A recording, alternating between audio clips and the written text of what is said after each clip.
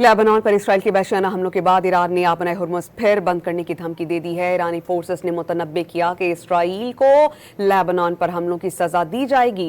ईरानी media के मुताबिक Lebanon पर मुसलसल इसराइली बमबारी के बाद आपना हुर्मुज़ बंद करने का फैसला किया गया है। पासदारान इनकलाब ने हमले जंग बंदी के खिलाफ वर्जी करार देते हुए इसराइल को सबक सिखाने का ऐलान किया। ईरानी फोर्सेस ने मुतनब्बे किया कि इसराइली फौज को लेबनान पर हमलों की सजा दी जाएगी। उधर अमरीकी सदर डोनाल्ड ट्रंप ने एक टीवी चैनल से फोन पर बातचीत में दावा किया कि लेबनान का मामला जंग बंदी के मुआहदे में शामिल नहीं, हिजबुल्लाह की वजह से लेबनान को मुआहदे में शामिल नहीं किया गया।